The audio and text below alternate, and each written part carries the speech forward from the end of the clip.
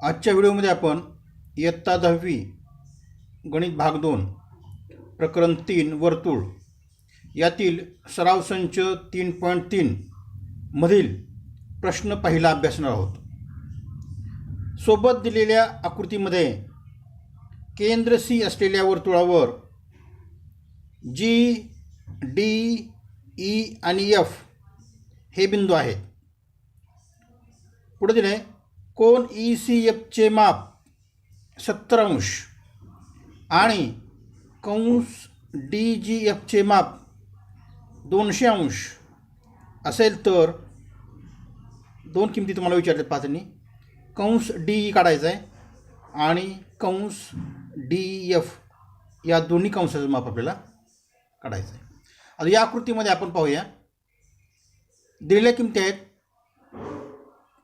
कोन E C एफचे माप 70 अंश आहे.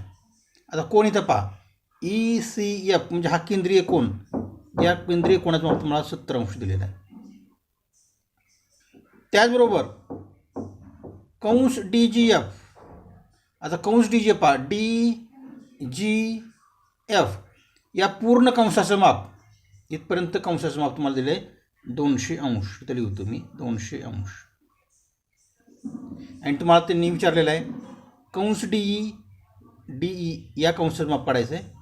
आणि पुढे विचारलं आहे कंस डी एफ म्हणजे कंस डी ई एफ या कंस डी एफचं माप. अशी दोन मापं तुम्हाला या ठिकाणी काढायचे. तर सुरुवातीला आपण दिलेल्या किमती आहेत त्या आपण इथं लिहून घेऊया. दिले आपल्याला कोन ई सी एफ, इथं लिहितो मी कोन ई सी एफ बरोबर 70 अंश. पुढे तुम्हाला दिलं आहे कंस दिला आहे पहा, कंस डी जी एफ खाली येतो मी कंस डी जी एफ या कंस डी जी एफचं तुम्हाला दिलेलं आहे 200 अंश. आणि तुम्हाला विचारलं आहे ते पण लिहून घेऊया आपण. कंस डी ई हे किंमत विचारलेली आहे. पुढं कंस डी ई एफ म्हणजे कंस डी ई एफ या कंसाची किंमत आपल्याला विचारली. कंस डी ई एफ, कंस डी ई एफ ह्या दोन किमती तुम्हाला विचारलेल्या आहेत. आता पुन्हा आपण आकृतीकडे जाऊया. सुरुवातीला आपण डी ची किंमत कशी काढायची पहा. तर ई सी एफ या कोणाचं माप दिलेलं 70 अंश. या कोणावर आपल्याला ई एफ या कंसाचं माप माहीत होईल. ते होईल किती? 70 अंश. ते कसं होईल? त्याला काय कारण आहे, तर कंसाचं माप हे केंद्रीय कोणाच्या मापा एवढं असतं, म्हणून या कंसाचं माप होईल 70. आता हा कंस माहीत झाला. हा डी जी एफ तर आपल्याला पहिलाच माहीत आहे. पूर्ण वर्तुळातून आपण हे दोन कंस वजा केले, ई एफ आणि डी जी एफ हा कंस वजा केले तर तुम्हाला या कंसाचं माप मिळून जाईल. त्यानंतर एकदा ह्या कंसाचं माप मिळाल्यानंतर डी एफ हा कंस म्हणजेच ह्या दोन कंसाची बेरीज आहे, डी आणि ई एफ. या दोन कंसाची बेरीज करून आपल्याला या डी ई एफ या कंसाचं माप आपल्याला काढता येईल. तर सुरुवातीला आपण डी ईचं माप काढण्यासाठी या ठिकाणी आपण तिन्ही कंसाच्या मापाची बेरीज हे पूर्ण वर्तुळ आहे ही माहिती आपल्याला या ठिकाणी लिहायची आहे. सुरुवातीला आपण कोन ई सी एफ बरोबर 70 अंश हे आपल्याला दिलं आहे. तर लिहितो मी कोन ई सी एफ बरोबर 70 अंश. म्हणून याच्यावर आपल्याला कंस ई एफ बरोबर 70 अंश ह्याला कारण आपल्याला लिहिता येईल. कंसाचे माप केंद्रीय कोणाचे माप एवढे असते. कारण लिहू कंसाचे माप केंद्रीय कोणा एवढे असते. केंद्रीय कोणा एवढे असते. एकदा ह्या कंसाचं माप माहीत झालं की आपल्याला पूर्ण वर्तुळाच्या कंसाच्या मापाची बेरीज आपल्याला या ठिकाणी लिहायची आहे. खाली येऊया आपण. माप कंस इथे तुम्ही माप कंस DE अधिक माप कंस EF अधिक हा DE हा EF आणि हा DGF अधिक माप कंस DGF बरोबर 360. याला कारण आपल्याला लिहिता येईल.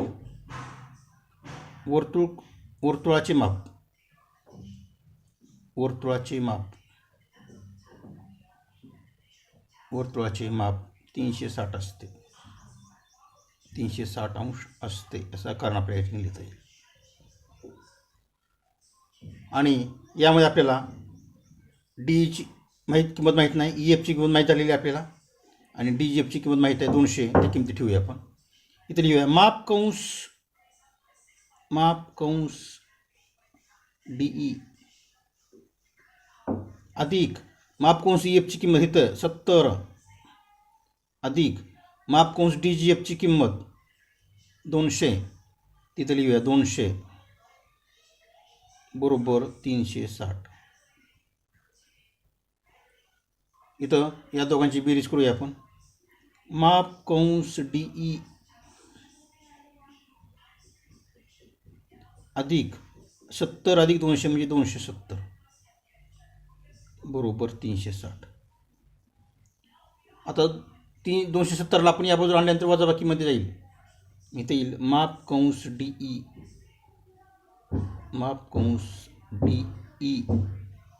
बरोबर 360 वजा 270. 360 वजा 270 आणि इथे येईल खाली माप कंस DE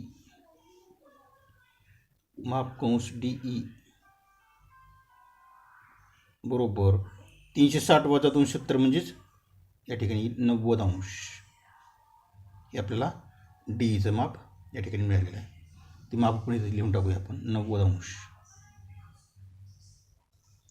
आता DEFचं माप आपल्याला काढायचं आहे. तर DEFचं माप काढताना आपण DE अधिक EF अशा दोन कंसाची आपल्याला बेरीज करावी लागेल. म्हणून खालच्या बाजूला लिहायचं आहे. म्हणून माप कंस DE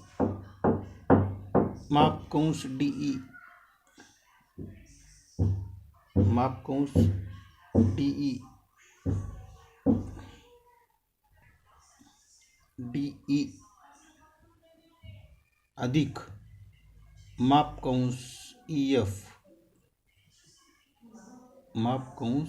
EF बरोबर. तर या दोन कंसानं DE आणि EF ह्या कंसानं कोणचा कंस तयार होतो? DEF माप कंस DEF. इथे लिहायचं आहे माप कंस DEF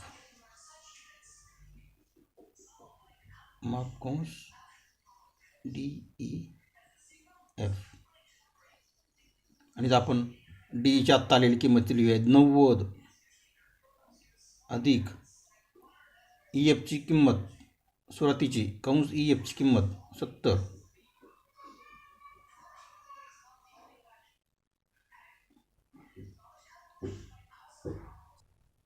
बरोबर माप कंस DEF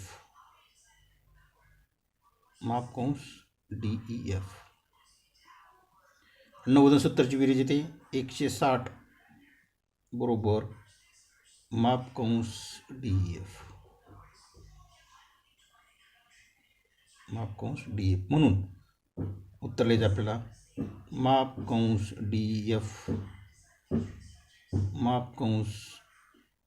DEF बरोबर 160 अंश. आता यातला प्रश्न दुसरा पहा.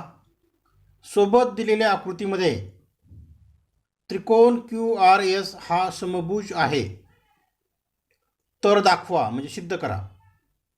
पहिलं सिद्ध करायचं आपल्याला कंस RS एकरूप कंस QS एकरूप कंस QR.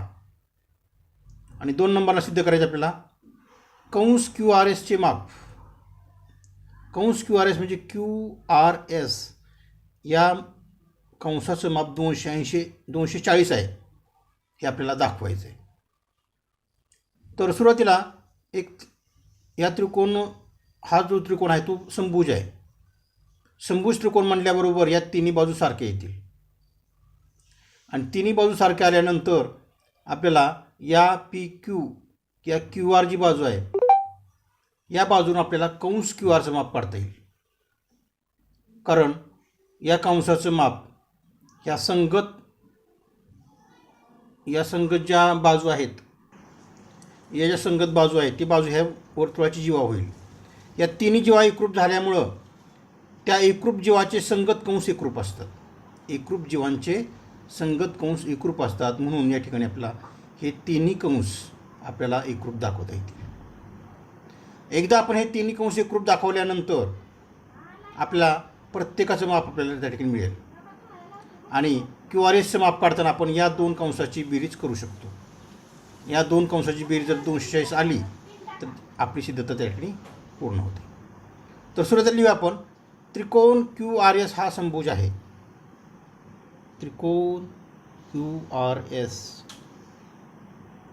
हा समभुज त्रिकोण आहे. समभुज त्रिकोण आहे. समभुज त्रिकोणाचा गुणधर्म आपल्याला माहिती आहे. समभुज त्रिकोणाच्या तिन्ही बाजू समान असतात म्हणून खाली लिहायचं आहे. म्हणून रेख क्यू आर एकरूप रेख आर एस एकरूप रेख क्यू एस. ह्याला कारण लिहायचं आहे समभुज त्रिकोणाचा गुणधर्म. समभुज त्रिकोणाचा गुणधर्म. समभुज त्रिकोणाचा गुणधर्म तिन्ही बाजू समान असतात. पुढं आता तिन्ही बाजू सारख्या झाल्या तर एकरूप जीवांचे संगत कंस एकरूप असतात. म्हणून या जीवांच्या संगत असणारा हा कंस, या जीवाच्या संगत असणारा हा कंस, या जीवाच्या संगत असणारा हा कंस, हे तिन्ही कंस काय होतील? एकरूप होतील. म्हणून आपल्याला म्हणते म्हणून कंस क्यू आर रेख क्यू आरनं चा संगत कंस क्यू आर एकरूप कंस आर एसनं झालेला कंस आर एस एकरूप कंस क्यू एसनं केलेला कंस क्यू एस. ह्याला कारण आपल्याला लिहायचं आहे एकरूप जीवांचे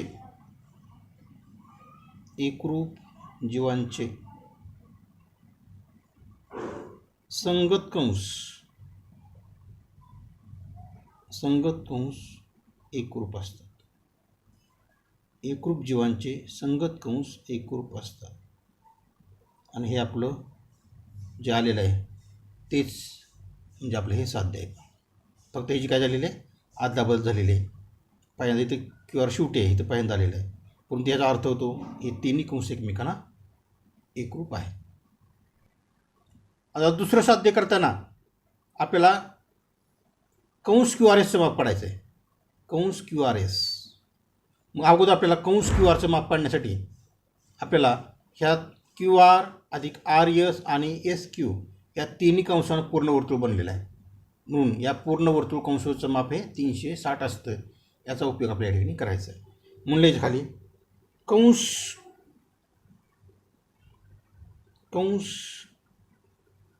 किंवा इथं म्हणून माप कंस क्यू आर अधिक माप कंस आर एस अधिक माप कंस क्यू एस. ह्या तिन्हींची बेरीज ही 360 अंश असते. ह्याला कारण आपल्याला लिहिता येईल पूर्ण वर्तुळाचे माप 360 अंश असते. पूर्ण वर्तुळाचे माप 360 अंश असते. आता कंस क्यू आर आणि कंस आर एस एकरूप आहे आणि कंस क्यू आर आणि कंस क्यू एस पण एकरूप आहे. म्हणजे आपण आर एसच्या ऐवजी क्यू आर म्हटलं तरी या ठिकाणी चालणार आहे आणि क्यू एसच्या ऐवजी कंस क्यू आर घेतलं तरी इथं चालणार आहे. मग खाली लिहायचं आहे माप कंस क्यू आर आणि क्यू आरला आर एस एकरूप आहे म्हणजे इथं लिहायचं आहे अधिक आर एसच्या ऐवजी माप कंस क्यू आर अधिक क्यू एसला पण क्यू आर एकरूप आहे म्हणजे इथं लिहायचं आहे माप कंस क्यू एस माप कंस क्यू आर बरोबर 360. आता तीन ठिकाणी सारखंच राहील. क्यू आर आहे क्यू आर आहे क्यू आर आहे हे तीनदा आले म्हणजे ते येईल 3 गुणुले माप कंस क्यू आर बरोबर 360. इथं लिहायचं आहे 3 गुणलेलं आहे इकडं छेदामध्ये जाईल. इथे लिहायचं माप कंस क्यू आर बरोबर 360 भागिले 3. हा भागाकार करायचा आहे. 3 एके 3 3 एके 3 3 दोन्ही 6 शून्याला 0. मग इथे येईल खाली माप कंस क्यू आर